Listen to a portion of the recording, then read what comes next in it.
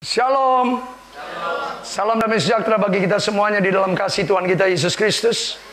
Menyapa baik jemaat yang ada di gereja maupun jemaat Tuhan yang ada mengikuti secara online. Karena gereja itu harus menjadi sebuah komunitas keluarga. Gereja itu bukan organisasi. Gereja itu bukan semata-mata sistem. Karena gereja itu sendiri dibangun di atas dasar, yaitu batu karang Tuhan Yesus. Tuhan Yesus yang membangun gereja Tuhan. Organisasi hanya sebagai sebuah syarat bagaimana supaya kita berkumpul bersama-sama ini menjadi sebuah hal yang sungguh diakui, disahkan, dan diterima dalam kebersamaan hidup bermasyarakat. Karena itu perlu organisasi, perlu payung hukum, supaya segala sesuatu yang kita lakukan semuanya tidak bertentangan karena kita hidup bersama-sama dengan masyarakat. Tapi pada intinya di dalam kebenaran secara imani firman Tuhan di dalam Roh Kudus, hidup kita gereja itu adalah keluarga Allah. Gereja itu bukan organisasi tapi organisme. Organisme ini semacam sel dalam tubuh kita. Tubuh kita ini terdiri dari jutaan, bukan ribuan, jutaan sel. Tapi bisa membentuk kulit, daging, sampai menjadi anggota tubuh yang kelihatan. Tangan, kaki, badan, dan sebagainya. Seperti itulah gereja Tuhan itu. Ketika kita bergerak bersama-sama sebagai keluarga, maka di situ kemuliaan Tuhan pasti dinyatakan. Karena itu kita harus saling menyapa, bertegur sapa, saling sebab itu tidak perlu ada yang merasa saya baru pertama di sini. Asing, tidak ada kata asing di dalam tubuh Kristus, keluarga Allah. Lama baru kita semuanya sama di hadapan Tuhan. Yang penting hati yang selalu baru, nah itu yang penting. Amin. Jadi sekali lagi selamat datang untuk anak Bella. Tuhan Yesus memberkati. Ya, puji Tuhan. Mari kita bersama-sama melihat kebenaran firman Tuhan. Haleluya. Tema kita pagi hari ini, Allah tidak pernah salah. Allah itu tidak pernah, nggak mungkin bisa melakukan kesalahan.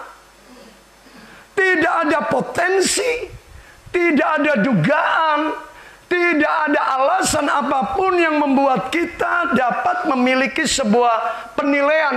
Kali ini Tuhan salah. Kali ini Allah salah. Tidak ada. Apabila Allah itu memiliki sebuah celah untuk kita bisa mengatakan Allah bisa berbuat salah, maka kita bisa katakan Allah itu bukan Allah lagi. Kalau Allah bisa berbuat salah, itu bukan Allah. Nama Allah itu adalah nama yang diberikan oleh manusia sebagai sebuah sikap penghormatan kepada pribadi yang maha agung, maha mulia, maha kudus, yang di atas segala-galanya. Sebab daripadanya segala yang hidup itu telah ada, telah dijadikan, diciptakan. Sebab itu firman Allah memberitahukan tentang Allah yang kita sembah di dalam Kristus Yesus Tuhan. Dialah Allah yang awal dan yang akhir, dialah Alfa dan Omega. Artinya segala sesuatu dimulai dari Allah, diciptakan oleh Allah, dan terus dipimpin oleh Allah sampai pada akhirnya, sampai kesudahan zaman, sampai dunia ini hilang lenyap. Itulah kedatangan Tuhan Yesus kembali sebagai Allah Tuhan yang akan menyatakan dirinya kepada semua manusia, supaya semua orang penduduk dunia yang selama ini menolak Tuhan Yesus, menolak kekuasaan Allah, menolak otoritas Allah, dan mengatakan Allah juga bisa bersalah. Buktinya kenapa Tuhan izinkan begitu banyak penyakit. Hari ini ada COVID. Apakah Tuhan tidak salah dengan COVID ini? Begitu banyak orang-orang menderita, begitu banyak orang miskin, begitu banyak orang mengalami kesulitan. Apakah Allah melakukan kesalahan terhadap ciptaannya? Apakah Allah bisa berbuat salah melalui kondisi-kondisi yang terjadi bahkan hari ini? Bagaimana penderitaan begitu nyata terjadi, peperangan, kesusahan, kesulitan hidup di antara banyak manusia hari-hari ini. Tidak sedikit orang-orang yang mengakhiri hidupnya. Kita dikagetkan berita di Jakarta, seorang keluarga pengusaha suami istri bunuh diri, ya, dari kompleks bisnis Roxy.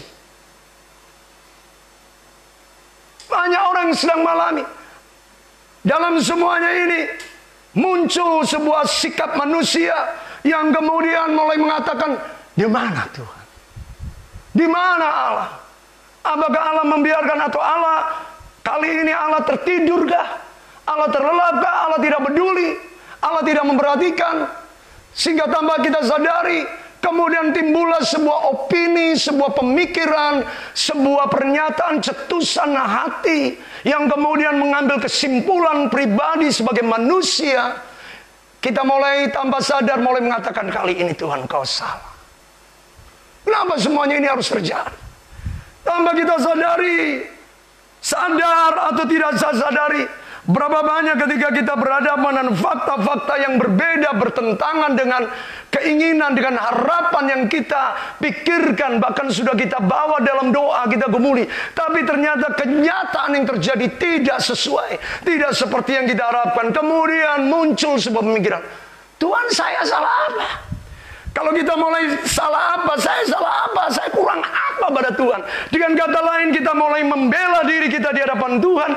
Kita membenarkan diri kita ketika kita membenarkan diri kita kepada Tuhan. Tanpa kita sadari, kita sedang katakan, Tuhan, Engkau yang salah. Saya yang benar, Engkau yang salah. Saya kurang apa, saya kurang berbuat apa.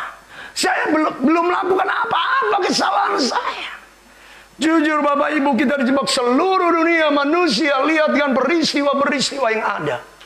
Hari ini kenyataan untuk supaya setiap kita, setiap orang, setiap manusia sungguh semakin dan harus mengenal siapa Allah itu. Sebab kalau kita tidak mengenali sungguh Allah yang secara khusus kita mengakui oleh sebab pernyataan kebenaran firman Allah sebagai pewahyuan yang agung ini memberitahukan bahwa Allah yang satu-satunya di dalam Kristus Yesus itu adalah Allah yang sungguh mengatasi segala sesuatunya. Sebab itu pagi hari ini kita mau sungguh-sungguh belajar supaya jangan sampai kita juga tanpa sadar kita digiring juga dengan perasaan ketika kita melihat kenyataan-kenyataan yang terjadi belum terjadi seperti yang kita inginkan. Kok tambah susah, kok tambah sulit, kok tambah runyam. Jangan sampai tanpa kita sadar kita mulai digiring kepada sebuah pemikiran, yaitu tadi yang menjadi tema kita pagi hari ini. Jangan-jangan Allah berbuat salah. Tetapi firman Tuhan judul pagi hari ini adalah Allah tidak pernah. Katakan kiri kananmu, Allah tidak pernah salah. Tapi saya sudah menangis darah ini. Tangisan air mata saya sudah bukan lagi air, Pak. Darah ini sudah keluar, saya sudah tidak kuat lagi menahan kesusahan. Apakah Allah salah sampai darah yang menetes dalam keluhan kita, pergumulan kita? Mari pagi hari ini kita melihat. Apa yang harus kita lihat? Selalu segala sesuatu dunia ini sangat kecil, Bapak Ibu. Bagaimana kita bisa melihat dunia yang sangat kecil? Arti manusia modern, postmodern. Posmo itu lebih daripada modern. Itu istilah sekarang dipakai, posmo. Manusia posmo. Di Jawa ada majalah Posmo. Ya. Dunia ini sebenarnya kecil. Bukan oleh karena kita bisa melihat berita dunia dari utara, selatan, timur, barat melalui berita internet, Google, dan sebagainya. Bukan. Sebenarnya dunia ini kecil ketika kita melihat Alkitab. Nah, ketika kita tidak membaca Alkitab, membuka Alkitab, disitulah yang kita lihat seolah-olah dunia ini menjadi sebuah tempat yang luas, tempat yang besar, tempat yang tidak dapat dijangkau, tempat yang sepertinya begitu banyak hal yang rahasia, misteri, sehingga banyak orang mulai khawatir, takut, dan kehilangan pegangan kehidupannya karena mereka tidak mengenal kebenaran yang sesungguhnya, bahwa segala sesuatu yang ada di dalam dunia ini adalah kecil dalam sudut pandang Tuhan. Amin. Peristiwa dunia ini lihat dari penciptaan.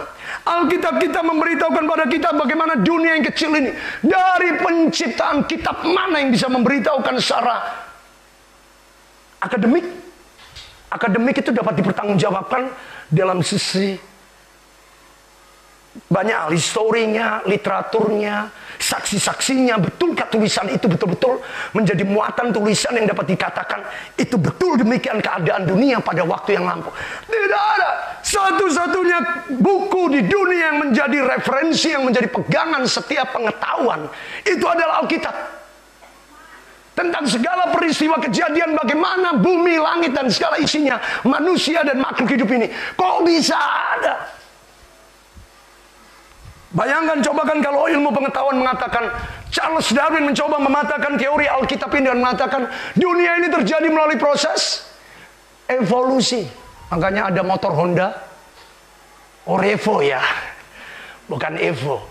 Revo, kalau Honda kan Revo. Evo, bayangkan manusia dikatakan dari evolusi, ini tidak benar. Teori Charles Darwin berusaha untuk membuat segala sesuatu menurut cara pandang ilmu pengetahuan.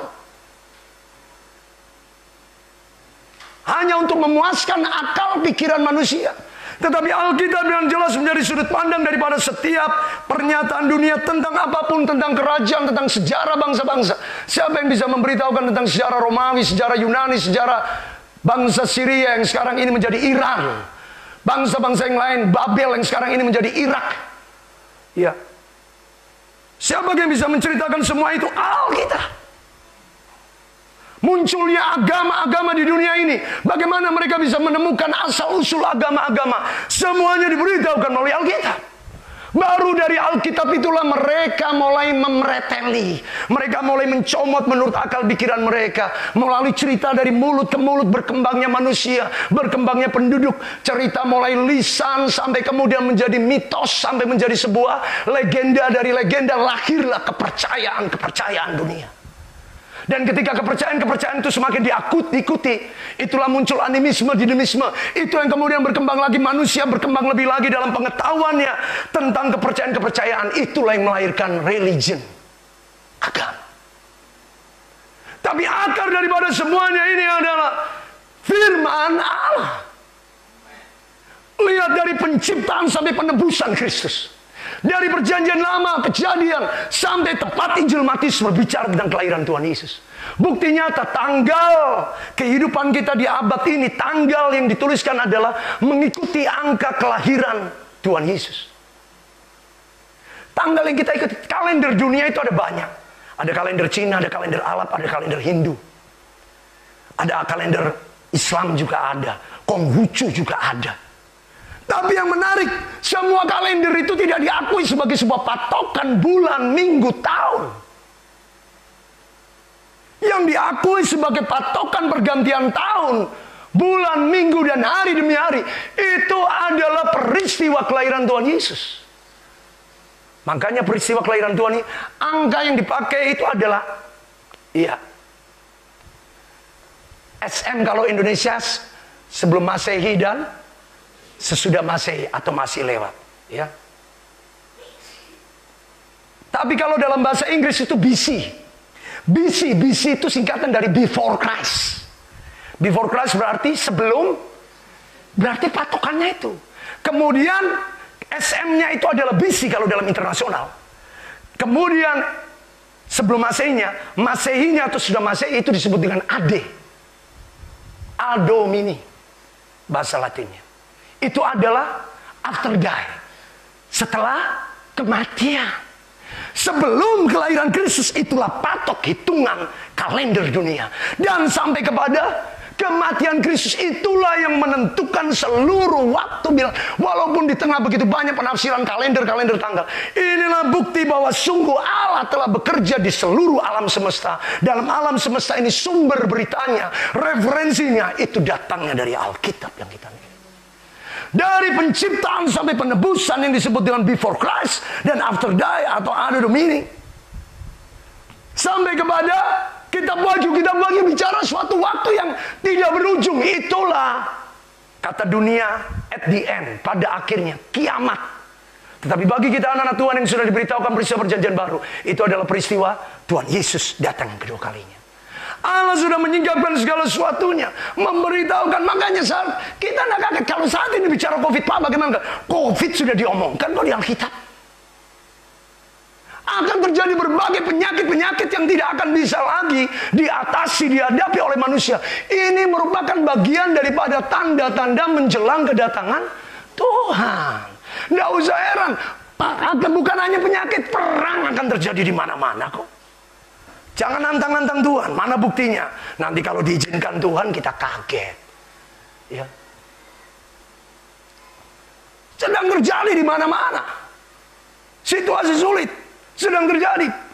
Ngomong kesusahan tadi saya sudah kasih angkat. Kalau hari ini kita tidak mengalami itu, kok saya tidak bersyukur? Karena kita mengenal Allah yang hidup dalam hidup kita. Tapi di luar sana banyak orang dalam ketidakmampuannya. Kita tidak perlu heran. Semuanya sudah diberitahukan. Segala peristiwa kejadian. Sebab itu Allah yang sudah memberitahukan kita melalui firman-Nya, dunia ini menjadi kecil. Sudah diteropong, sudah diberitahukan, dinyatakan kepada kita. Maka seharusnya kita pun menyikapi dunia menjadi suatu hal pembuktian terhadap peristiwa yang sudah diberitahukan oleh kita. Makanya keadaan apapun yang terjadi, dunia ini sebagai pembuktian. Kalau kita mau lihat dunia, itu baca Alkitab dulu. Kalau kita lihat dunia, kita akan tersesat. Dunia begitu banyak opini, dunia begitu banyak pendapat, begitu banyak pakar ahli, politik, ahli ekonomi, ahli sosial, ahli diplomasi, ahli dalam itu bisa menyesatkan. Sebab mereka para ahli itu cuman makan nasi sama kita. Lu gimana orang yang baru hidup pada abad 21, pada abad 20, dia lahir mungkin paling tua 9 tahun, 90 berarti baru 100 tahun yang lalu. Bisa ngomong dunia yang sudah tuanya ribuan tahun. Dari mana kau bisa memiliki kepakaran itu? Bagaimana kau bisa mengukur dunia kemudian kau mengatakan dunia 20 tahun hidup? Dari mana dasarnya? Kalau lahir sama dengan orang-orang katakanlah 100 atau kata, ada orang tua yang sudah umurnya hampir 150. Ya 150 tahun yang lalu. Bandingkan dengan dunia yang umurnya sudah ribuan tahun. Umur kita yang tambah tua ini maaf tambah pikun. Terus kemudian kita katakan diri kita pintar, kita bisa ngatakan dengan gelar kita, dengan S3 kita, dengan kedoktoran kita, dengan kata ahli yang mengatakan kepakaran kita. Bagaimana kita bisa memberitahukan segala peristiwa di dunia ini, kemudian memberikan sebuah asumsi, memberikan sebuah kesimpulan, memberikan sebuah analisa, dan menghasilkan sebuah hipotesa yang kita sebagai pendengar orang-orang awam kemudian mulai menangkap info itu dan mempercayai sampai kita, loh ahli ini ngomong gini, ahli ini ngomong gitu. Yang mana yang benar, gak usah bingung, pegang mereka manusia biasa. Amin. Makanya kalau kita tidak lihat Alkitab, engkau pasti bingung. Mereka manusia, kok dari mana kejagoan mereka? Pengalaman mereka berapa banyak? 20 tahun. Lihat aja usia dunia. Dunia ini sudah melewati perang dunia 1. Lahir enggak perang dunia 1? Perang dunia 2 lahir enggak perang dunia 2? Belum lagi masa penjajahan Belanda 3,5 abad. Di mana Indonesia 3,5? Siapa yang bisa menceritakan dengan detail bagaimana? Tidak ngalami kok. Masa orang lahir hari ini bisa tahu peristiwa? Bagaimana Rodi oleh Jepang? Bagaimana kemudian bisa meramalkan segala sesuatu? Tidak ada yang bisa tahu masa yang ke depan. Dunia bagaimana? Tetapi Alkitab sudah memberitahukan kepada kita. Supaya kita jangan memandang salah Allah itu. Apabila dia sudah mengizinkan semuanya. Karena memang semuanya sudah di firman. Hanya kita harus melihat firman Tuhan supaya kita tidak ikut-ikutan sama dunia. Lihat dunia saking bingungnya, khawatir, takut. Orang mulai sembunyi ke tempat-tempat sembunyi. Yang punya uang banyak mereka diam di pulau, sampai tempat ke bunker-bunker dan sebagainya. Hanya untuk supaya mereka tidak berhubungan dengan manusia luar. Dan kemudian menimbun stok makan minum karena mereka punya uang yang banyak.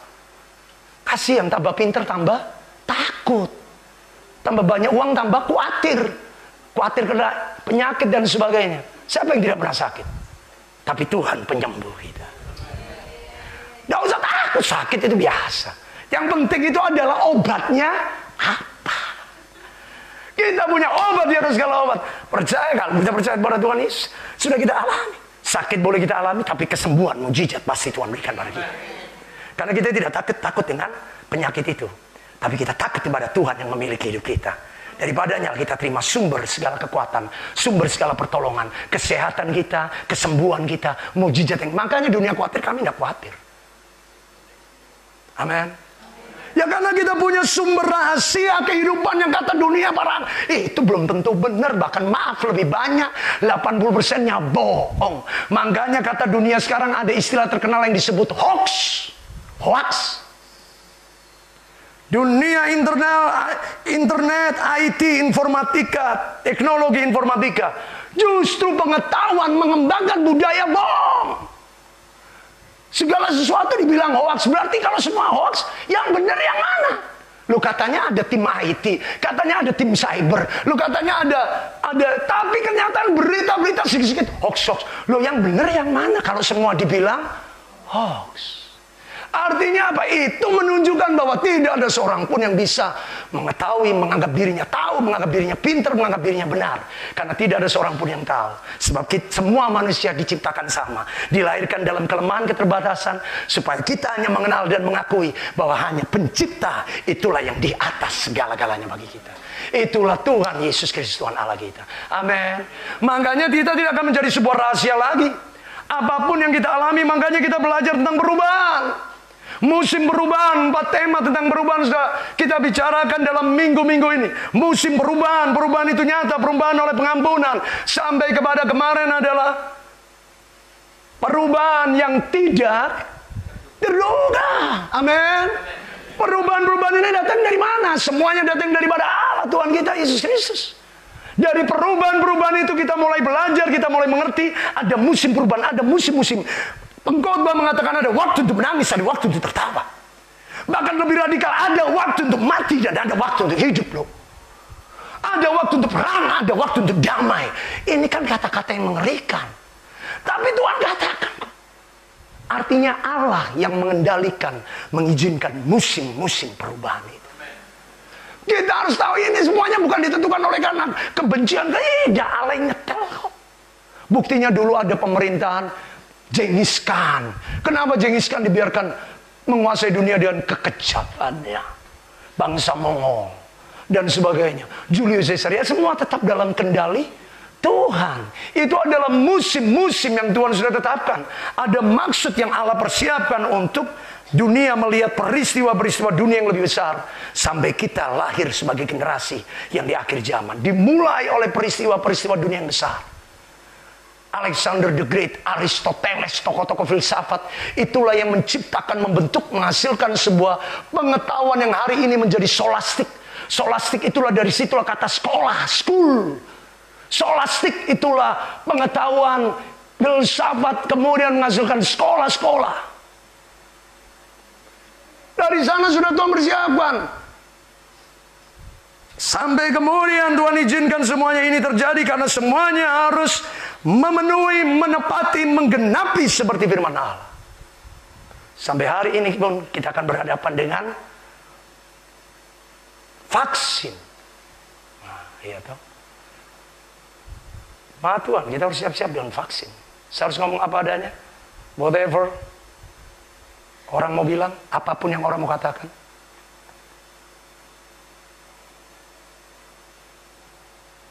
COVID ini akhirnya akan berujung kepada vaksin. Saya sudah masukkan di grup toh. Berita-berita terkini saya tidak mau lama-lama. Masuk.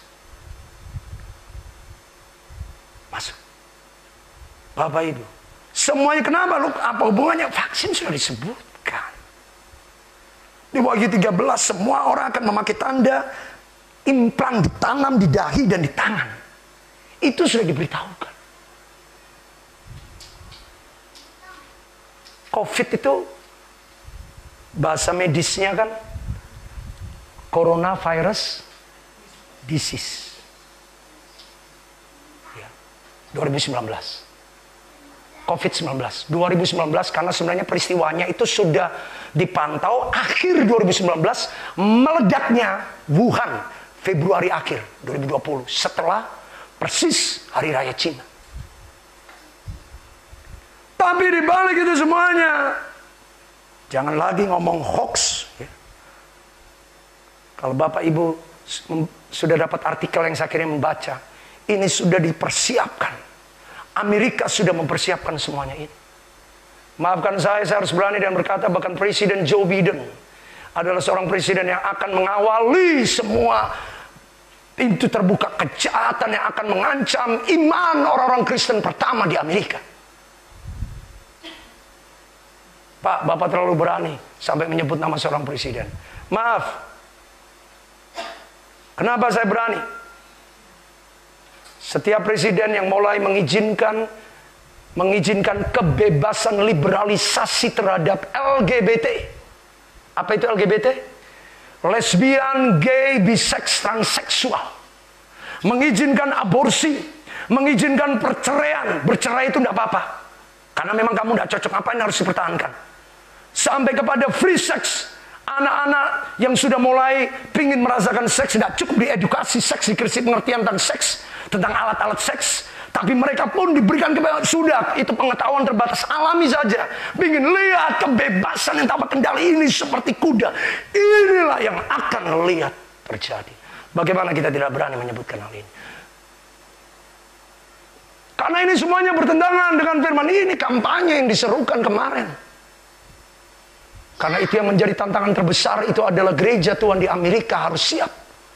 Dengan penolakan-penolakan pemerintahan yang baru yang mengatakan kalian fanatisme agama.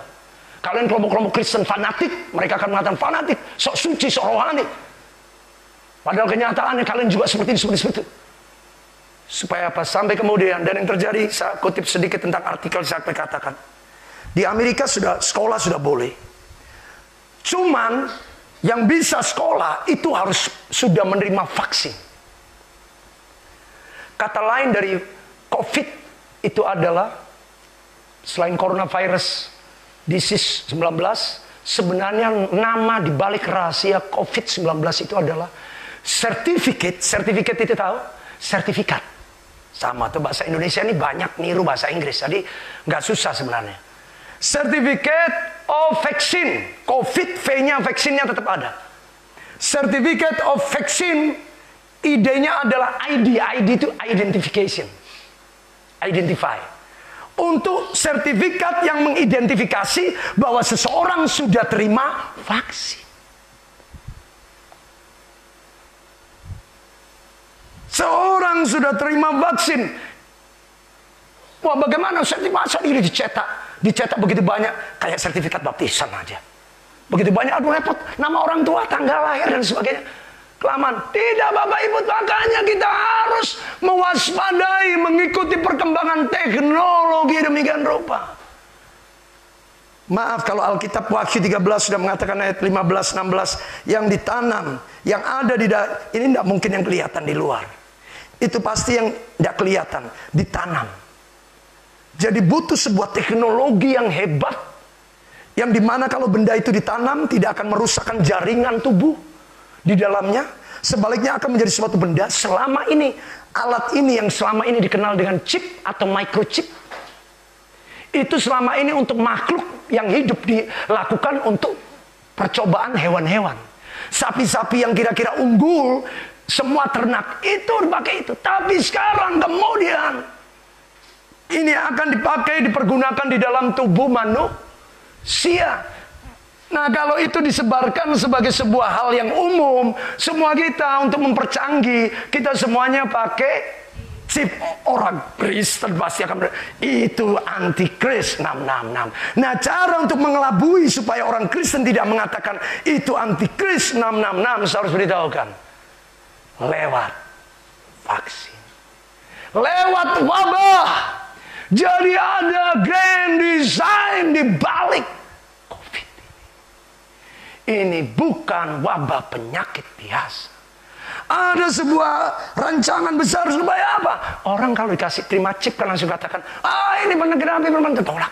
Tapi kalau terima vaksin, Pak, daripada batuk-batuk, pilek, kemudian COVID loh, pulang meninggal, kan masih mau hidup kan, lihat anak-anak, sudah terima aja vaksin. Bapak Ibu, saya harus katakan ini. Walaupun kemudian hal ini akan menjadi persepakatan bangsa-bangsa. COVAX itu adalah 170 negara yang sudah memberikan tanda tangan termasuk Indonesia. Saya mengikuti beritanya Bapak Ibu. Yang akan memberikan vaksin ketika vaksin ini sudah diluncurkan 2021. Kerjasama dengan WHO.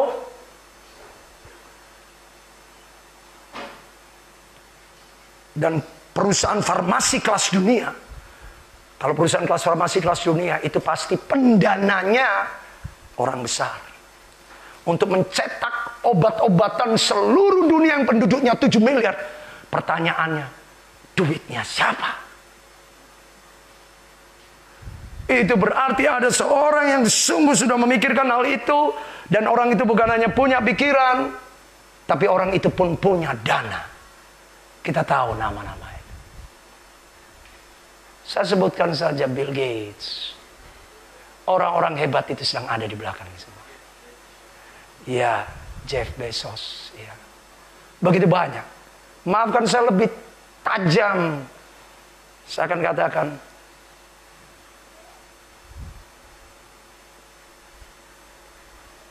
Yahudi Connection. Ini semuanya orang Yahudi. Ingat, orang Yahudi bukan orang Kristen. Orang Kristen adalah yang menerima Yesus Kristus sebagai Tuhan. Makanya kita ini bersyukur disebut Kristen. Karena yang selamat ke surga itu bukan karena Yahudinya. Engkau harus percaya dan menerima Yesus Kristus itu adalah Tuhan dan Juru Selamat. Dialah Mesias, anak Allah yang hidup. Walaupun engkau orang Yahudi, tapi kalau engkau tidak orang Israel, orang Ibrani, tapi engkau tidak percaya dan tidak menerima Tuhan Yesus, engkau tidak diselamatkan. Makanya kita walaupun tidak punya darah daging, makanya jangan ngomong-ngomong, saya ini punya keturunan nenek moyang Yahudi. Yahudi dari mana? Yahudi dari dilihat dari planet Merkurius kah? Iya. Kita ini bukan bangga karena kulit, kita ini bangga karena Tuhan Yesus yang memanggil kita. Itu yang penting.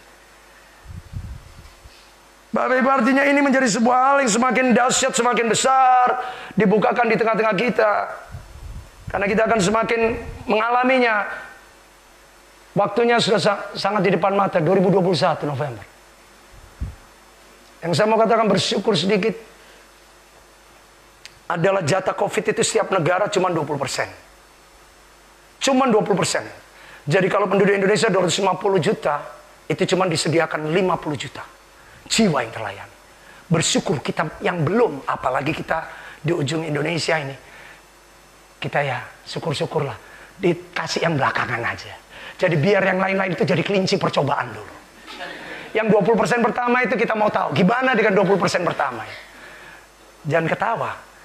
20% pertama ini pasti diterapkan kepada dokter dan perawat. Gugus COVID relawan. Supaya mereka tidak punya resiko ketularan ketika ini alasannya. Bapak Ibu, waktunya sudah sangat dekat. Makanya kalau kita masih ngomong, mikirkan Allah melakukan sebuah, tidak, ini semuanya sudah. Bayangkan manusia sudah bisa membuat sebuah rencana jahat untuk sebuah rekayasa besar yang sedang terjadi di seluruh dunia ini. Mari kita sebagai anak-anak Tuhan lebih mengerti, karena semuanya sebenarnya sudah diberitahukan oleh Alkitab kepada kita. Hanya kita harus membaca, merenungkannya. Lihat semua peristiwa sejarah dunia penciptaan bangsa-bangsa sampai kesudahan zaman, akhir zaman sudah ditetapkan. Karena itu kita dapat melihat, kita dapat memahami, kemudian muncul berita itu dengan sendirinya. Seperti yang disampaikan oleh Dr. Christiana. OB-GYN itu adalah OB-GYN, GYN itu adalah ahli kandungan. Doktor lagi. Dengan pengalaman sekian puluh tahun, 20 tahun. Dan sudah berbicara di tengah-tengah media televisi Amerika top, Oprah Winfrey. Good Morning America, USA Today, America Today. Sudah menyampaikan dan kemudian dia memberikan informasi yang sangat penting ini.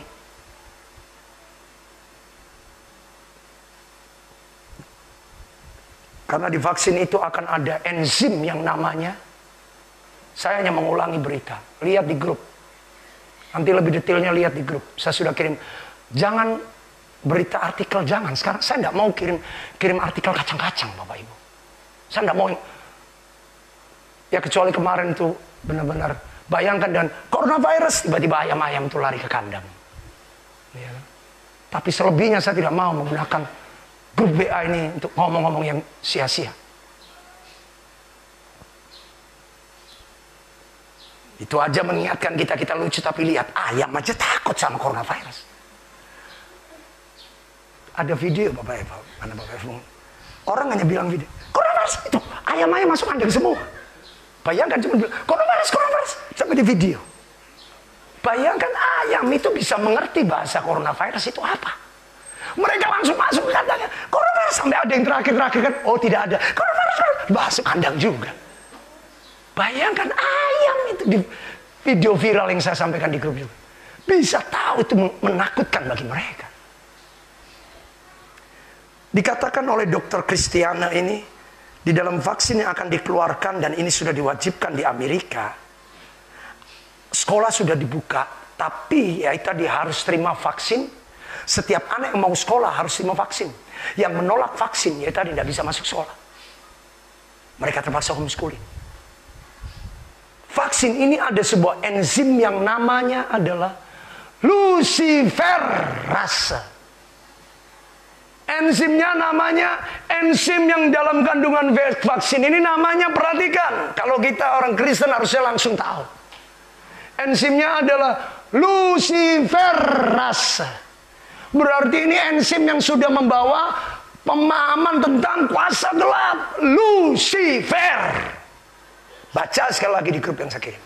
Enzim itu luciferase, bayangkan demikian detail beliau menginfokan. Ini bukan pendeta, ini dokter OB/GYN, ahli kandungan, artinya mengenal bagaimana sistem bagian dalam tubuh kita dengan sangat baik.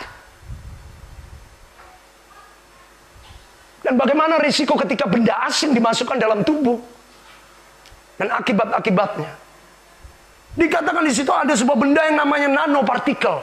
Nanopartikel ini adalah seperti robot, kalau saya katakan logam kecil tipis yang kita tidak pernah bayangkan. Itu adalah seperti robot, sehingga ketika itu dimasukkan dalam tubuh kita, maka nanopartikel yang memiliki kandungan enzim luciferase itu akan memberikan informasi kepada operator yang menjalankan, sama seperti kita ini kan ada operatornya kita ini semua. Instagram kah, WA kah, makanya Facebook, makanya kita bisa diblok. Kalau kita mulai ngomong-ngomong kata-kata kotor, berita pornografi, diblok bisa. Karena ada operatornya yang mengendalikan. Makanya kita bayar setor. Namanya kita bayar berarti ada yang ngontrol. Demikian juga ini semuanya adalah untuk mendeteksi, mengontrol kita, keberadaan kita. Ujung-ujungnya secara sederhana adalah memastikan kita sudah terima vaksin atau sebenarnya bukan isunya kita sehat atau tidak. Kalau sudah ngomong kita sehat atau tidak, berarti kan isunya perlu atau, tapi ini tidak. Ini bukan bicara perlu atau tidak. Semua orang diwajibkan. Seperti Wahyu 13. Mereka semuanya akan memakai tanda di dahi di tangan kanan, tanpa terkecuali. Bapak Ibu, Allah sudah memberitahukan waktunya sudah sangat dekat. Kita tinggal tunggu kejadian ini di tahun 2021. Saya harus katakan apa adanya. Indonesia termasuk negara yang menerima vaksin itu.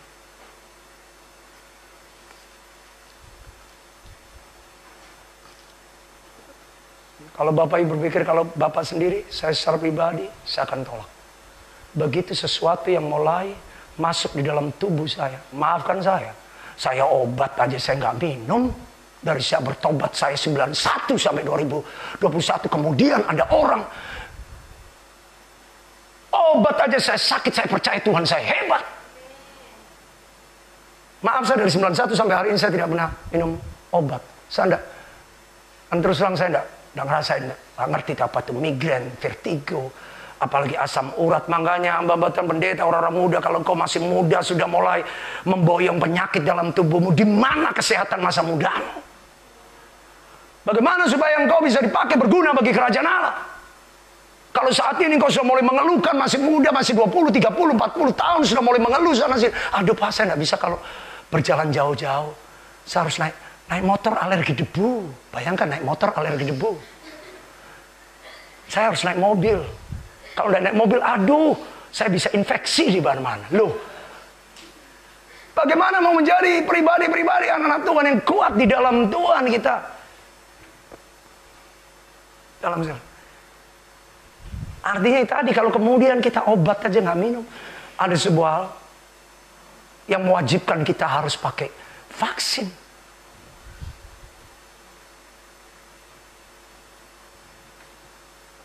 Allah tidak pernah salah. Artinya Allah sudah memberitahukan kepada kita tentang semuanya ini. Allah sudah membawa kita untuk mengerti, mempersiapkan diri.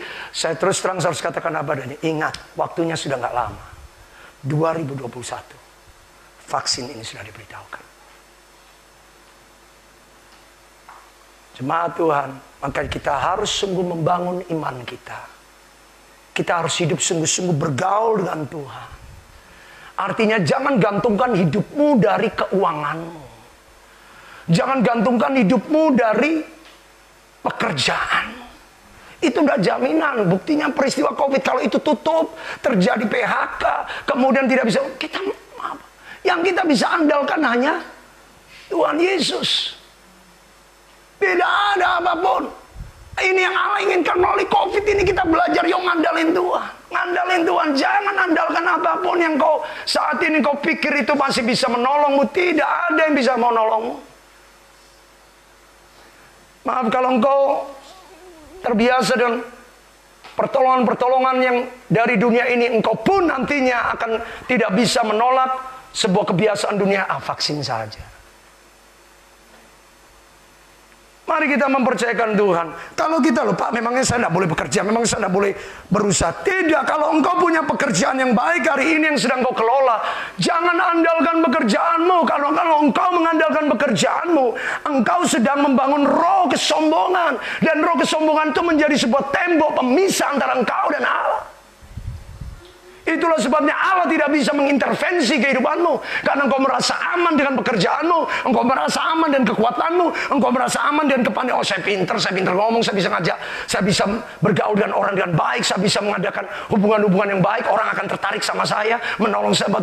Jangan andalkan itu. Itu semuanya adalah terputus. Saya sudah sampaikan peristiwa terbaru tentang Jakarta dalam video yang singkat di grup. Bapak Ibu udah main-main. Ini viral dari orang khusus. Maaf, ini viral. Semua grup, ini bukan dari grup sembarang. Ini viral, kami diminta doa. Tolong doa. Tidak tahu kalau kemudian setelah 2-3 hari ini baru muncul secara menyeluruh. Keadaannya tidak main-main. Di mana-mana. Semuanya sedang sekali lagi sudah diberitahukan Alkitab. Makanya anak-anak Tuhan sikapnya, jangan lagi hidup menurut keinginanmu, menurut hawa nafsumu. Boros dengan keadaanmu, dengan sekedar menghabiskan waktumu, energimu, keuanganmu untuk melakukan hal-hal yang tidak berhubungan dengan Tuhan. Engkau merugikan dirimu sendiri. Jangan sampai dengan tiba-tiba waktu itu datang, loh kok saya tidak tahu, siapa yang tidak kasih tahu? Hari ini dengar. Sebagai hamba Tuhan saya sudah beritahukan. Waktunya sudah sangat mepet. Terus terang, tentang Donald Trump, sejak saya bukan di Surabaya saya terima nubuatan. Saya masuk Manokwari ketika saya masih menjadi penginjil, belum gembala. Di gereja yang saya layani di kota Manokwari, saya menyampaikan nubuatan. Donald Trump ini adalah presiden terakhir. Terus terang ini menjadi ujian, presiden terakhir Amerika. Terus terang ini menjadi perang. Sekarang saya tahu jawabannya. Ini presiden terakhir yang betul-betul akan tetap membangun Amerika di atas dasar Alkitab. Maka saya katakan tadi, Joe Biden mulai kompromi dan dosa. LGBT, aborsi, perceraian. Kalau sudah demikian, saya tidak mau terlalu berbicara panjang lebar tentang hal ini. Kita harus sungguh-sungguh berfokus sama Tuhan. Waktunya sangat dekat. 2021 ada di depan mata. Sudah jelas bahwa ada vaksin yang sudah disepakati seluruh dunia secara global. Itu kalau enggak Mei, Juni. Berdoa untuk keluarga kita yang ada di sana. Ada di kelompok kedokteran. Rumah-rumah sakit. Karena otomatis pemerintah akan mendrop rumah sakit pemerintah. Seluruhnya. Dengan alasan supaya kalian jaga-jaga. Sekali lagi, harus disampaikan supaya ketika keadaan ini betul-betul terjadi, karena ini bukan lagi sebuah hal yang pengumuman. Ini sudah diumumkan pemerintah tahun depan, pengumuman dunia global. Kita harus mengerti semua ini. Sebab itu perhatikan bagaimana kita supaya kalau nanti betul-betul masa susah itu sudah, kita sekarang masih belum susah. Istilahnya masih ada aja. Tapi nanti betul-betul Kekristen ini tadi tidak punya vaksin. Oh, kamu tidak punya vaksin, jangan kerja. Jangan kerja, tidak terima gaji. Bapak Ibu,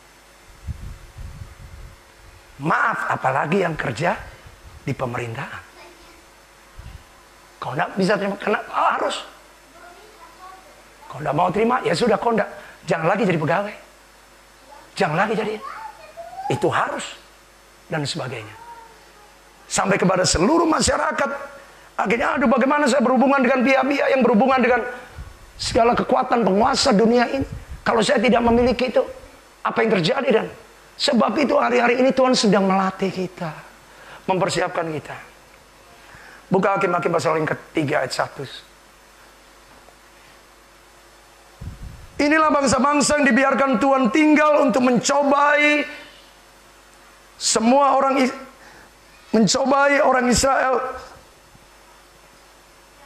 Yang mencobai, ya, untuk mencobai mereka. Inilah bangsa-bangsa yang dibiarkan Tuhan tinggal untuk mencobai orang Israel dengan perantaraan mereka. Yakni semua orang Israel yang tidak mengenal perang Kanaan. Maksudnya, ayat kedua, maksudnya hanyalah supaya keturunan-keturunan. Ya. Allah Alkitab dan jelas beritahu, keturunan-keturunan Israel yang tidak mengenal perang, yang sudah dilatih Tuhan berperang. Belum bisa dimunculkan, ya. Hakim-Hakim 3. Hakim-Hakim pasal 3 ayat 1 dan 2. Inilah bangsa-bangsa yang dibiarkan Tuhan tinggal untuk mencobai orang Israel, bangsa Israel dengan perantaraan mereka. Yakni semua orang Israel yang tidak mengenal perang Kanaan. Maksudnya, ayat yang kedua, maksudnya hanyalah supaya keturunan-keturunan Israel yang tidak mengenal perang yang sudah. Bayangkan Bapak Ibu, untuk perang pun Tuhan itu mau supaya mereka dipersiapkan.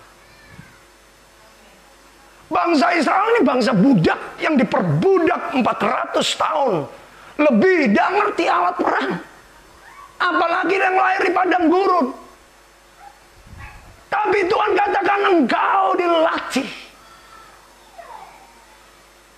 Keadaan yang kau hadapi hari-hari ini adalah untuk melatihmu, supaya ketika keadaan yang sesungguhnya itu betul terjadi, engkau tahu apa yang harus kau lakukan.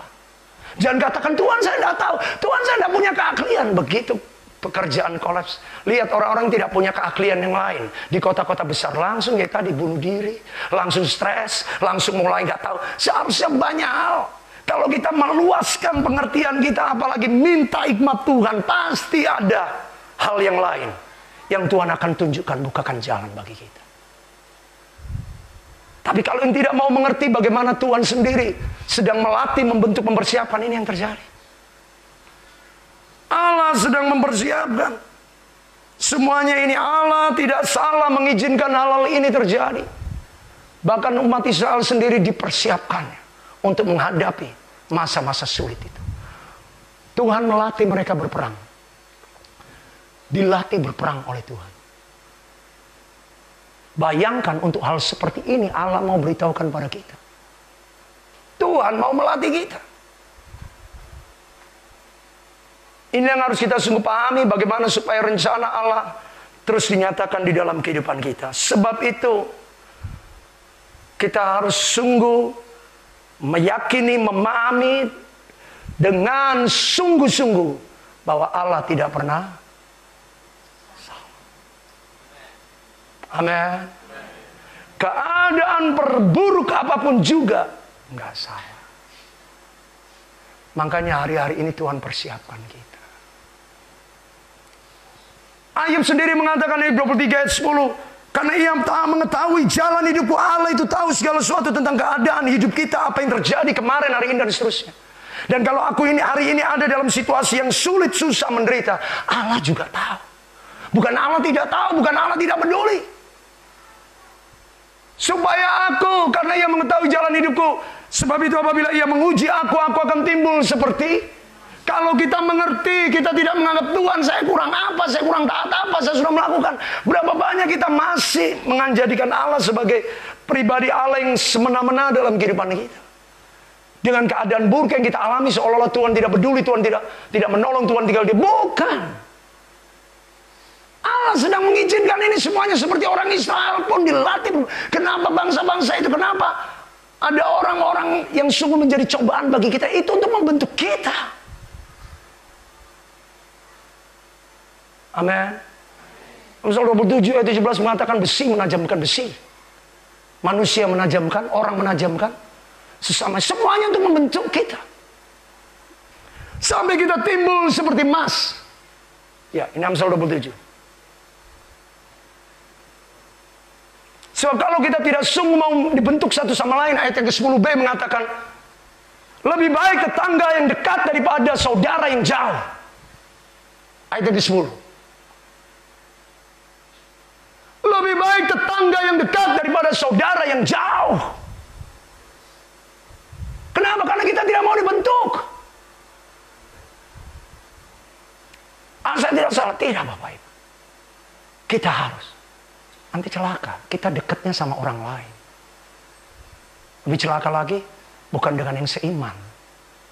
Kita harus dekat sama Tuhan. Amin. Harus.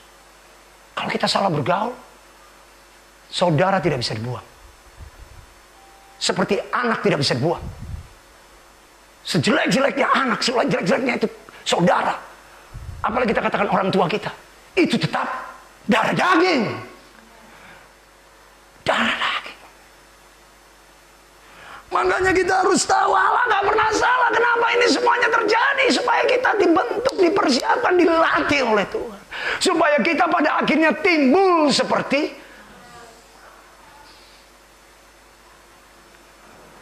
amin. Anak Allah sendiri harus mengalami, mengenapi semuanya. Yesaya 53 ayat 10. Ketika berbicara tentang hamba Tuhan yang menderita, mulai dari pasal 52 ayat yang 13. Bagaimana Yesaya 53 kesimpulan daripada ayatnya, kenapa hamba Tuhan ini harus menderita? Tetapi Tuhan berkehendak meremukkan dia dengan kesakitan. Apabila ia telah menyerahkan dirinya sebagai korban pengganti salah, maka ia akan melihat, sudah ketemu? Iya. Sebagai korban penebus salah, ia akan melihat keturunannya, umurnya akan lanjut dan kehendak. Kalau kita diizinkan mengalami semuanya ini, lihat diremukkan.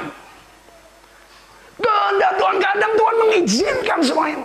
Ini hamba Tuhan, pasal 53 ayat 1, sampai rupanya pun tidak dikenal. Tidak, ini bicara tentang anak Allah.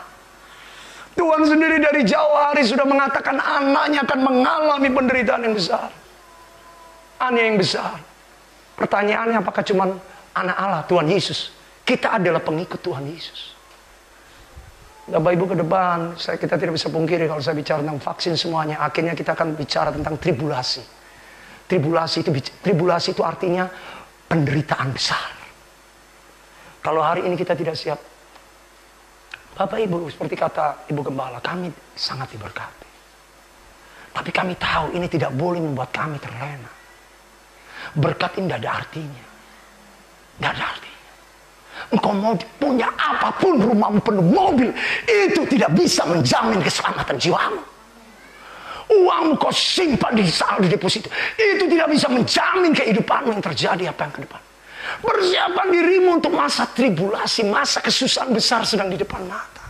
Kalau hari ini hanya karena kita makan satu hari mungkin bergumul, kita mulai susah, menderita, teriak sama Tuhan. Gimana nanti dengan kesusahan yang berat?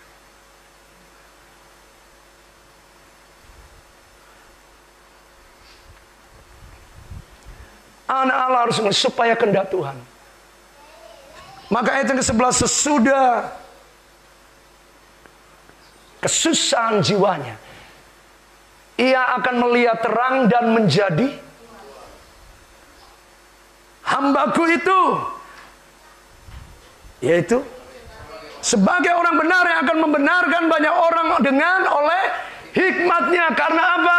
Karena dan kejahatan mereka dia pikul. akhirnya menjadi terang, akan menjadi puas. Sebab apa? Supaya mereka yang seharusnya mati tidak jadi mati. Mereka yang seharusnya manusia binasa, kita tidak jadi binasa. Oleh sebab apa? Anak Allah Tuhan Yesus, Mesias itu telah mentaati kehendak Allah Bapa. Semuanya tidak salah. Sekalipun ia berkata di kayu salib, Eloi, Eloi, lama sabachthani, Allahku, mengapa engkau meninggalkan aku? Apakah Allah salah meninggalkan? Tidak. Kadang-kadang kita merasa Tuhan meninggalkan kita. Sekalipun kita sudah berdoa. Tapi itu tidak berarti menjadi sebuah hal yang kita mengatakan, dalam hal ini Tuhan, engkau tidak salah. Tidak. Allah punya rencana.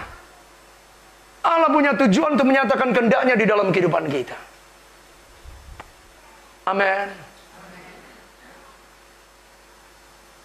Sebab itu dalam peristiwa dalam kitab Daniel, ketika Sadrak, Mesak, Abednego ada di dalam dapur api, ketika Nebukadnezar melihat bagaimana kemuliaan Allah dinyatakan, apa kata Nebukadnezar? Daniel pasal 3 ayat yang ke-28. Inilah yang terjadi ketika 3 orang ini ada di dapur api, ada di dalam penderitaan. Bukan menderita, dipanggang hidup-hidup orang dipanggang. Jangankan manusia, jari aja, korek, pegang korek, kepanasan, kita langsung menarik. Ini dipanggang hidup-hidup. Sadrak, Mesak, Abednego ada di gua api. Apakah Allah salah? Apakah Allah sengaja? Apakah Allah membiarkan? Apakah Allah memang membuat hamba-hambanya mengalami penderitaan? Pada ayat yang sebelumnya, pada ayat yang berapa itu? Ke-15 kah dikatakan, aku melihat ada 4 orang, bukankah? Ayat 23 kah? Bukankah 3 orang? Sebelum dikatakan bukankah 3 orang yang kita lemparkan dalam keadaan hidup di dalam dapur api. Tetapi aku melihat 4 orang. Baru pada ayat yang ke-25. 4 orang. Yang keempat itu mukanya seperti anak dewa. Oh Bapak Ibu, Allah gak pernah salah. Allah gak pernah salah. Kalau ia mengizinkan segala sesuatu terjadi dalam kehidupan kita, jangan biarkan sesuatu membuat kita mulai membiarkan keluhan-keluhan kita menjadi sebuah alasan bagi kita. Tuhan, bagaimana saya tidak mengeluh keadaan kami, hidup kami hari ini susah. Bagaimana saya tidak bersungut-sungut keadaan kami hari ini berat. Bapak Ibu, jangan biarkan keadaanmu, kondisimu apapun menjadi sebuah hal yang membenarkan kita untuk kita mulai punya pikiran, Tuhan, Engkau salah. Engkau tidak baik. Tidak ada. Allah tidak pernah salah. Allah tidak pernah berbuat kekeliruan, berprosentase 0,00 sekian. Tidak ada kata meleset. Semuanya dikerjakan oleh tangan Tuhan dengan precisely, persis, sempurna, tidak bercacat, bercela, berkerut. Semuanya, bayangkan kalau matahari, bulan berputar pada porosnya mengelilingi matahari, tiba-tiba tidak bergerak pada koordinatnya, dia sedikit miring, berbenturan dengan matahari. Habis kita ini. Bumi ini kan bergerak mengelilingi matahari. Coba kalau tiba-tiba ini lingkarannya bujur sangkar. Apa ini jangka maksud saya? Apa ini jangka? Ya jangka ya. Yang buat putaran-putarannya. Coba kalau kita diajar waktu kita SD SMP. Membuat lingkaran yang penuh, yang sempurna. Tidak boleh miring, tidak boleh nggak ketemu titik hubungnya. Apa yang terjadi? Dunia ini aja, planet-planet dibuat Allah berputar sedemikian sempurnanya, apalagi hidup kita yang lebih berharga daripada planet-planet itu. Tidakkah Allah mengizinkan mengerjakan? Adakah potensi? Tuhan, kau salah. Kenapa kau tidak tolong saya pada waktu itu? Kenapa kau tidak berkati saya? Itulah sebabnya saat ini saya jauh daripadamu. Berapa banyak kita membenarkan diri kita. Itulah sebabnya hari ini jauh daripadamu Tuhan. Itulah sebabnya saya meninggalkan engkau, saya mengabaikan engkau. Kenapa pada saat itu engkau tidak tolong? Siapa yang tidak tolong? Hanya kita yang tidak mengerti bagaimana Allah sedang mempersiapkan kita. Seperti bangsa Israel dilatih untuk berperang. Seperti Ayub harus masuk dalam sebuah lembah penderitaan. Seperti Sadrak, Mesak, Abednego, bahkan anak Allah sendiri yang harus dihancurkan demikian rupa. Supaya kehendak Allah. Dan kemudian ia melihat terang dan menjadi puas. Untuk apa? Untuk membenarkan orang-orang yang tidak benar oleh hikmatnya. Karena kejahatan kita lah yang sesungguhnya yang ditanggungnya.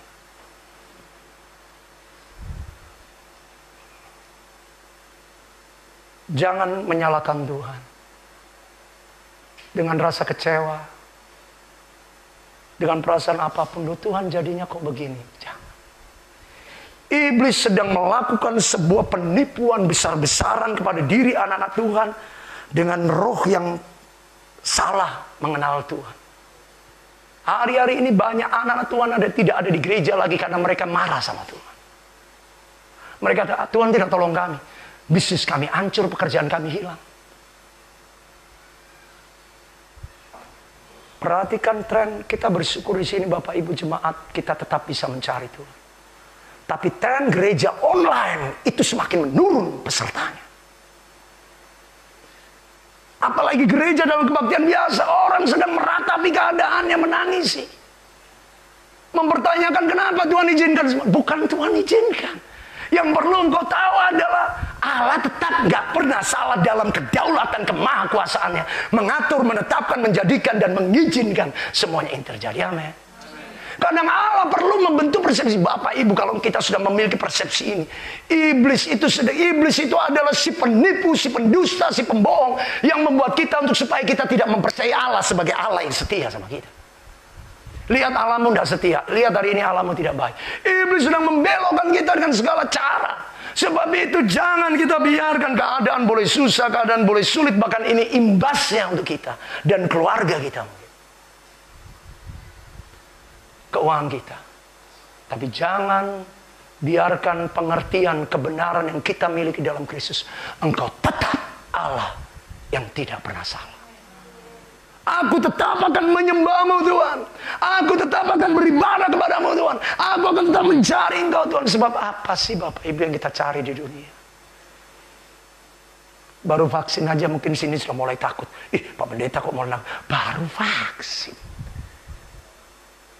Bagaimana dengan peristiwa-peristiwa yang mengerikan hari-hari ini terjadi? Bapak Ibu, mengerikan loh dunia hari-hari ini. Peristiwa di, maaf saya harus katakan apa, dan peperangan yang dikatakan Alkitab sudah nyata sekarang. Peristiwa di Kaukasus atau di Karabakh Nagorno, Azerbaijan dengan Armenian. Itu mayat itu mati kayak nggak bisa dikubur sudah. Sekarang ini Rusia sedang menjadi pendamai. 2.000 tentara Rusia. Orang Rusia yang dikenal dengan dingin. Tidak takut mayat. Semua mau masuk merinding. Mayat tentara-tentara yang mati dengan dalam keadaan patah. Semua dalam keadaan itu tidak terkubur. Bau mayat berhari-hari. Kebusukan artinya hidup yang kemarin hidup. Sekarang tiba-tiba sudah menjadi kematian. Itu mengerikan. 2.000 orang tentara Rusia yang masuk untuk menjaga perdamaian Azerbaijan dan Armenia, masuk dengan hati yang takut.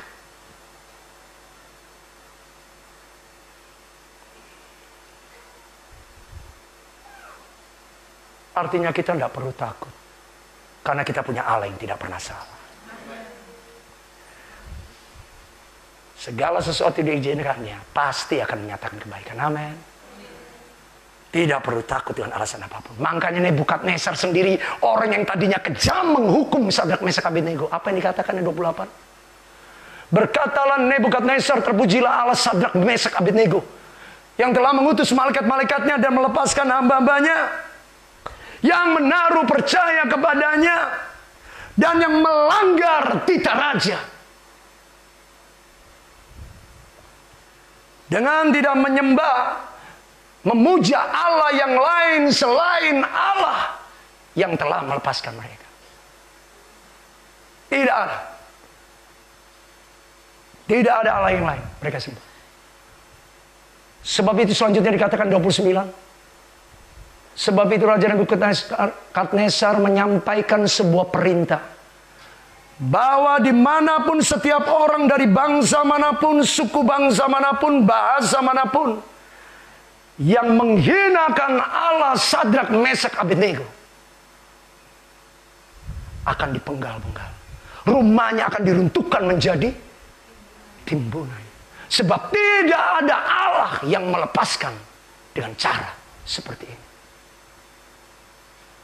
Bukan cukup itu, lihat ini raja yang tadinya kejam, tiba-tiba perubahan yang tidak terduga itu terjadi. Bahkan kemudian ayat penutupnya 30 dikatakan, lalu raja memberikan jabatan tinggi. Bapak Ibu, Semua itu tidak perlu kita cari. Kita setia sama Tuhan. Lalu raja memberi jabatan tinggi kepada Sadrak, Mesak, Abednego di seluruh wilayah Babel. Apa yang kita cari? Semakin kita cari dunia, dunia akan semakin buat kita frustasi. Semakin kau kejar uang, uang akan semakin lari daripada. Tapi kalau engkau semakin mencari Tuhan, Tuhan akan berikan segalanya yang kau perlu. Salomo minta, berikan aku hikmat. Tuhan memberikan kekayaan dan kehormatan dan umur panjang. Apa itu hikmat? Takut akan. Allah tidak pernah salah. Sebab itu Roma 8:28 perjanjian baru kita lihat. Kita tahu sekarang bahwa Allah turut bekerja dalam untuk menyatakan bagi semua orang yang mengasihi Dia dan yang terpanggil sesuai dengan, artinya nggak usah khawatir. Allah itu punya Allah itu punya rencana. Nggak usah khawatir dalam semuanya. Yang terakhir kita lihat Yakobus pertama ayat yang ke-16. Saudara-saudaraku yang kekasih, janganlah sesat. Ya. Setiap pemberian yang baik dan anugerah yang sempurna datangnya dari atas, diturunkan dari Bapa segala terang. Padanya tidak ada, nggak berubah. Kalau Tuhan ngomong baik, itu pasti baik. Kalau Tuhan ngomongkan anugerah sempurna dan tidak ada yang bisa membatalkan, menggagalkan, membatasi, menghalangi apa yang dikatakan Tuhan. Karena itu ayat 16 katakan, saudara-saudara dikasih, jangan sesat, jangan keliru. Jangan katakan, Tuhan kenapa saya ngalami ini? Enggak, siapa bilang Tuhan mengizinkan kamu mengalami keadaan yang buruk. Ingat ayat 17, pemberian yang baik, anugerah yang sempurna itu datang dari Bapa segala terang. Allah memberikan kepada kita adalah segala yang baik. Cuman masalah hari ini ketika Tuhan mengizinkan kita mengalami hal-hal yang tidak terduga itu, adakah kita menyikapinya dengan hati yang bersyukur? Jadilah menurut kehendak-Mu ya. Atau kita mulai marah sama Tuhan, kita memberontak sama Tuhan, akhirnya kita tinggalkan Tuhan. Akibatnya kita tidak melihat setiap pemberian yang baik dan anugerah yang sempurna yang diberikan Allah tanpa perubahan atau bayangan. Karena bayangan aja enggak ada. Segala sesuatu pasti ada bayangan. Kursi-kursi ini, lihat ini, di mana pun ada bayangannya. Sepatu saudara pun ada bayangannya. Benda di bawah matahari ini pasti ada bayangannya. Rumah ini ada bayangannya, lihat aja. Mata di sana, bayangan rumah ini ke sana. Apa yang hidup tidak ada bayangan. Tapi Tuhan tidak kasih bayangan. Bayangan itu kan yang palsu. Allah kasih yang sesungguhnya kepada kita. Amin. Allah tidak memberikan kepada kita yang palsu-palsu. Bukan atau bayangan karena bertukaran. Doa ini ketukar. Yang asli jadi palsu. Itu orang dunia. Ya. Tapi kalau Allah kita yang asli pasti Tuhan berikan. Tidak dapat ditukar oleh bayangan sekali. Faktanya kita dalam dunia berhadapan dengan bayangan. Tapi Allah tidak bergerak dengan sistem bayangan. Allah itu pasti di dalam kehidupan kita. Amin. Kita tutup ayat 18. Sebab itu dikatakan atas kehendaknya sendiri. Ini kehendak Tuhan. Berarti kehendak Tuhan itu apa? Supaya kita menerima semua yang baik. Dan anugerah yang. Jadi kenapa kita tunggu aja. Kalau hari ini sepertinya kita menangis, besok kamu belum tentu tetap menangis. Engkau akan tertawa dan bersuka cita. Hanya saat menangis, ya itulah musim perubahan. Jangan jadikan musim menangis, aku mau tertawa terus, nanti tak angkat ini mau. Ikuti aja, dengan ini kita semakin mengerti cara Tuhan. Atas kehendaknya sendiri Ia telah menjadikan kita sesuai dengan firman kebenaran, supaya kita dalam tingkat yang tertentu menjadi anak. Anak sulung itu berarti pemegang kekuasaan, otoritas yang Tuhan berikan atas apa yang diberikannya kepada kita. Di antara segala ciptaannya. Pagi hari ini, jangan ada seorang pun yang mengatakan, Tuhan, bagaimana nih Tuhan? Berapa banyak kita suka masih ngomong, gimana Tuhan kok tidak segera? Sudahlah. Amin. Allah nggak salah. Siapa tahu selama ini kita memang kurang sabar. Berarti kita harus belajar sabar. Kita kurang tekun ya, berarti kita harus belajar selama ini mungkin kita kurang setia, belajar setia. Dalam segala hal, Allah pasti punya rencana yang indah bagi kita. Allah tidak pernah. Mari kita berdoa. Haleluya. Terima kasih Bapa di surga. Sungguh kami tahu hal-hal yang sudah terjadi, sedang terjadi hari-hari ini, kenyataan demi kenyataan. Bapak Ibu kita harus banyak berdoa. Sekali lagi Bapak Ibu, tolong banyak berdoa. Cari Tuhan. Jangan sampai kita mikir, kalau saya tidak begini, tidak begitu, makan dari mana? Loh, makan dari Tuhan. Kita tahu hidup bukan dari roti saja. Firman Tuhan jelas bahwa manusia hidup bukan dari roti saja. Dari firman Tuhan. Karena firman Tuhan itu yang akan mencipta. Firman Tuhan itu akan membuat. Firman itu akan mengadakan apa yang tidak ada menjadi ada. Apa yang tidak mungkin menjadi mungkin. Karena firman Tuhan itu adalah Allah yang menyatakan dirinya kepada kita. Kalau kita menjauhi firman Tuhan, berarti engkau menjauhi Allah. Dan bagaimana Allah bisa menyatakan pertolongannya? Hanya dengan alasan terus kami, Bapak Ibu. Bapak Ibu, saya tidak pernah berhenti untuk berkhotbah dengan semangat, lebih lagi di akhir zaman. Karena saya tahu bahwa Allah kita luar biasa. Mari kita kenali Tuhan kita sama-sama. Bapak Ibu, tidak ada daripada kita yang dituntut, didesak-desak, oh kamu harus melakukan ini, kamu harus melakukan itu, kamu harus katakanlah berkorban ini, memberi. Tidak ada. Tuhan tidak minta apa-apa. Maaf, saya sendiri tidak berkhotbah bicara tentang hal kita harus berbuat memberi. Tidak ada Bapak Ibu. Kita hanya diajak, yuk kita cari Tuhan. Kalau Tuhan tidak minta apa-apa dari kita, Tuhan tidak minta uang kita terserah kita mau kita kemanakan. Kok kita disuruh mencari Tuhan aja susah. Terus bagaimana kita akan menghadapi peristiwa-peristiwa akhir zaman yang sudah di depan mata ini? Jangan katakan nanti ketika semuanya terjadi kita katakan, loh Tuhan saya kok tidak tahu. Loh Tuhan saya kok tidak mengerti.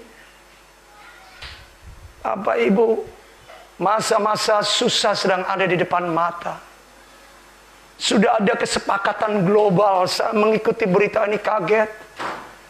Saya terus terang banyak menangis di bawah kaki Tuhan. Sebab itu saya tidak mau berkhotbah yang sekedar membuat telinga senang, tapi melupakan kenyataan sesungguhnya yang sudah diberitahukan oleh firman Tuhan. Dan sekarang yang sudah terjadi di seluruh dunia.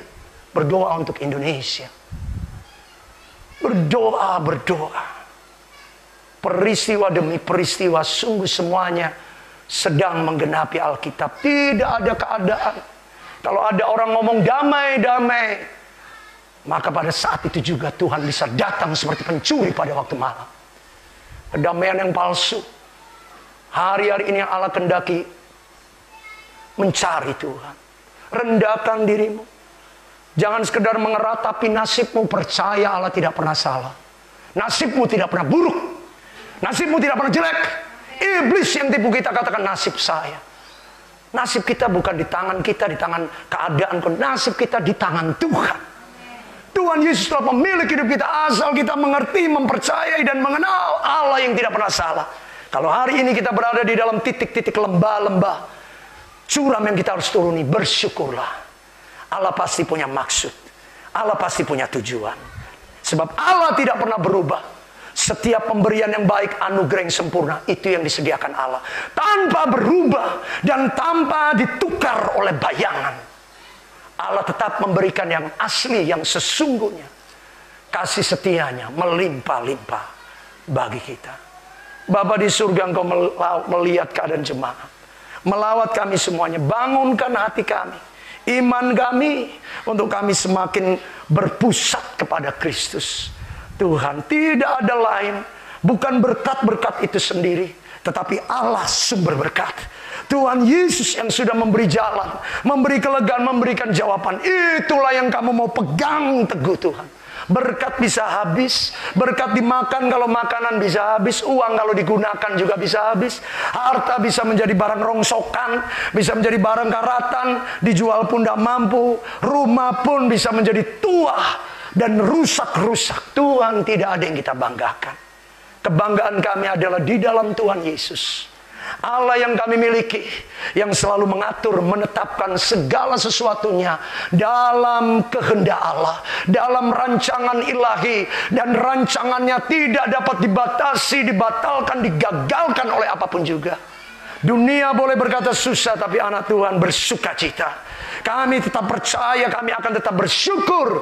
Karena kami kuat, kami mampu, kami bisa melalui keadaan. Karena kasih Tuhan Yesus yang terus menerus selalu mencegarkan, memperbarui hati kami, membawa kami supaya kami lebih dalam lagi mengenal dan mengasihi Tuhan. Terima kasih Bapa, tidak ada kata susah, sulit, menderita menjadi sebuah ancaman, kekhawatiran, ketakutan yang coba membelenggu kami. Kami katakan dalam nama Tuhan Yesus, segala bentuk perkataan-perkataan dunia yang selama ini menjadi sebuah ancaman bagi manusia, ketakutan, kekhawatiran, keraguan-raguan, kebimbangan, kecemasan, kegelisahan, kami tolak semuanya itu dalam nama Tuhan Yesus.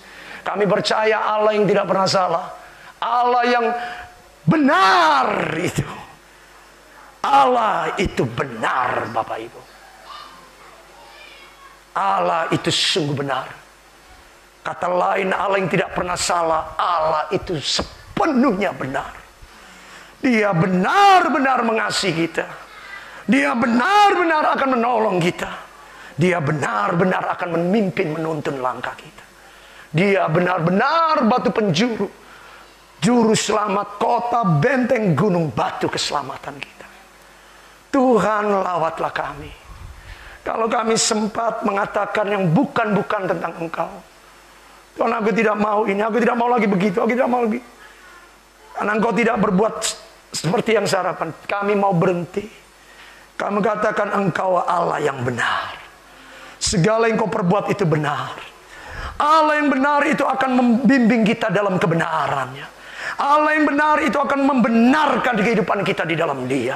Allah yang benar itu akan membawa kita dalam kebenaran rahmat-Nya, kemuliaannya, kuasa dan kekuatannya yang dahsyat dan ajaib.